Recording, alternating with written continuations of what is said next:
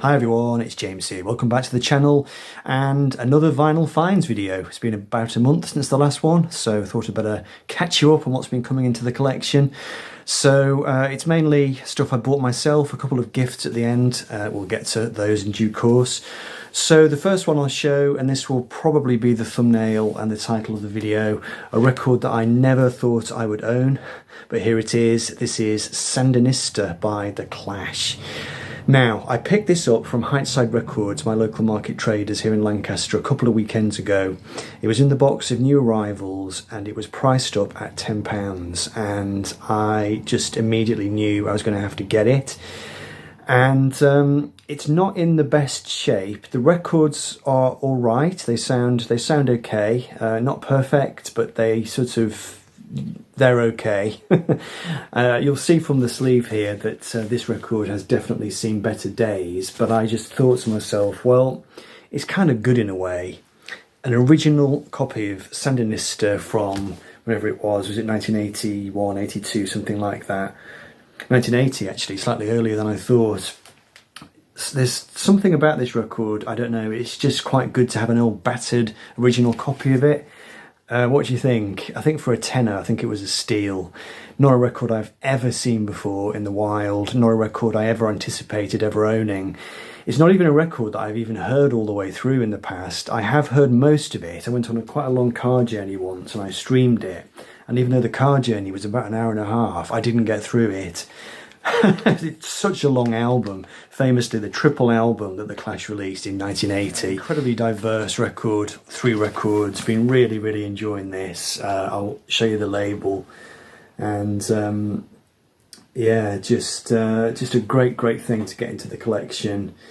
A real mixture of stuff. You've got reggae, you've got dub, you've got gospel on here, new wave pop, bit of punk obviously. What with it being The Clash, experimental rock. There's one strange there's one sort of collage-y track, which I think is meant to be their take on Revolution 9 by the Beatles. Which track is it now? It's on side 5, Mentsforth Hill.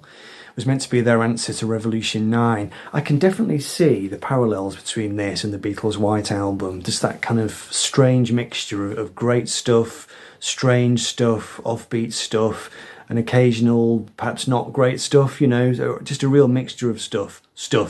I keep saying the word stuff. A couple of big famous tracks on here, of course. You've got the singles, Hitsville UK, The Magnificent Seven, and A Call Up on side 4, which is a great track. Quite a significant Clash track as well in Washington Bullets as well, which is on side 4. A lot of Jamaican sounds on here, a bit of calypso, you know, carnival-y sounds, steel drums, that kind of thing. Extremely diverse, just very 1980 Clash, just absolutely, you know, I was so made up to get this. And even though I kind of quite enjoyed it when I streamed it, having it on record makes all the difference, as it always does. So I've been playing these 3 records quite a lot this week, trying to wrap my head around them. It'll be a fair while before I've properly digested this record, but what a great thing to find. And as I said before, quite battered, not the kind of condition I would normally consider for a record, but because of the nature of the beast, just because of the nature of what this record is and the fact that you just never see it, I thought I would not be leaving that one behind for £10. There we go, Sandinista by The Clash.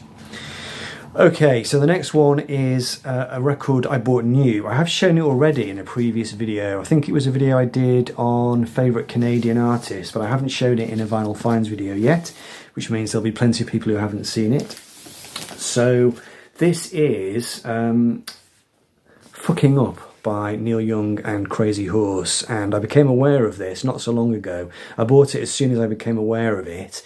This is basically a live version of Ragged Glory. Not every track, I think there's a couple of tracks which they don't do, but it's mostly, it's nearly all the tracks from Ragged Glory done live not that long ago, in the 2000s. I can't quite remember the date, but it's the original version of Crazy Horse, Billy Talbot, Ralph Molina, Niels Lofgren's on here. And Ragged Glory is a record I've long wanted on vinyl. It was the second Neil Young album I ever heard back in 1990. Always loved it. The track Fucking Up itself, one of my all-time favourite songs. just a great big dirty, hairy, noisy beast of a song really. Very expensive record to get, very difficult to find a copy of it. So when I saw this had been released, as I said, I missed the boat on it. I didn't realise it had been released until a few years later. But as soon as I saw that it existed, I grabbed it, and it sounds really good. It's very, very noisy, really loud guitars, and the vocals are mixed down. Occasionally you do miss that really distinctive backing vocal style, the harmony singing of Crazy Horse. It's a little bit buried in the mix, but even so, the guitar sound is so mighty that you know, I can't really carp a very noisy, extremely loud, aggressive sounding record. Really, really pleased to get this. Some lovely artwork throughout. So yeah, the one sort of interesting thing about the record is that they actually rename all the songs. So I think they lift a line of lyric from each song and rename the song according to that. So you don't get the original song titles from Reggae Glory, but even so, I think the songs are in the same order. I think so anyway. Great stuff from Neil Young, Crazy Horse. Really pleased to get this. Would still like to find a copy of Reggae Glory. Perhaps one day it will be reissued, but in the meantime, I was more than happy with that. So yeah, there we go. Fucking Up by Neil and the Boys. Great stuff. Another record that I picked up new, by a band that I never really listened to, although the guy from the band, I've got a couple of his solo records, which I like very much. I think I might have seen Brian at Embryonic Robot talking about this band. This is Sugar, Bob Mulls' band. I actually bought it on CD originally, found a cheap copy on CD, really enjoyed it. Thought, I wonder if you can get that on vinyl. Looked it up and discovered there was a modern repress of it on, I think it's on transparent vinyl. So I thought, okay, why not? It wasn't expensive. It was maybe £12, something like that. And it comes on this rather fetching transparent or translucent vinyl. And again, I suppose a bit like the Crazy Horse record, it's loud, it's boisterous, really great guitar sound. I do find Bob Mould to be quite an interesting artist. I've got a couple of his solo records, as I said, both bought from Oxfam a few years ago. I've got a workbook and Black Sheets of Rain. I do find him to be quite a distinctive, original voice, really. Never managed to find any Husker Du on record. Don't particularly hold out any hope of that. But it was nice to get this on record, and, you know, got it on record and CD now. It's crazy, isn't it? Buy it on CD and then immediately buy it on record as well. But anyway, thought why not? Sugar and Copper Blue, which came out originally in 1992. Completely passed me by at the time. So just two records to finish now that were gifts. The first one from my good friend Rob Ison here on the vinyl community, and this is a record I knew nothing about, and I don't think I'd even seen it or heard of it before. This is Pipe Dream by Alan Hull, who was the original, or who was the main guy in the folk rock band Lindisfarne, whose music I've never listened to. I see their records around from time to time in Oxfam, but they're usually a little bit overpriced for a band that I don't know anything about. They're usually priced, you know, £15-20. So I've never picked them up, but I think I will do now, because I really, really like this record. It's a beguiling mix of stuff, really. I suppose you describe it as folk rock mixed with a bit of pop, bit of baroque stuff coming through on here. I'd say probably quite Bob Dylan influenced. Also reminds me a little bit of the English singer-songwriter Bill Fay as well, and also shades of Roy Harper, who's Rob's great hero, of course. Really nice acoustic-y kind of vibe with some electric stuff as well. Just really great playing, really great songs. Gets a bit John Lennon-y, I think. On side 2 there's a track called Drug Song, which really reminds me of John Lennon's circa 1968. It's got that kind of lazy, hazy, slightly stoned kind of vibe to it. Really interesting melodies and some great performances, and a really great voice, actually. So thanks very much, Rob. That's not a record that I knew anything about at all, but I've really been enjoying it. So thanks very much indeed. Rob said he'd been looking for a copy of it for years, and then he came across 2 in one afternoon. Isn't it always the way? And this one is on the fantastic Charisma label. So yeah, there we go. Alan Hull and his album Pipe Dream which comes from 1973. Good stuff. Thank you very much again, Rob.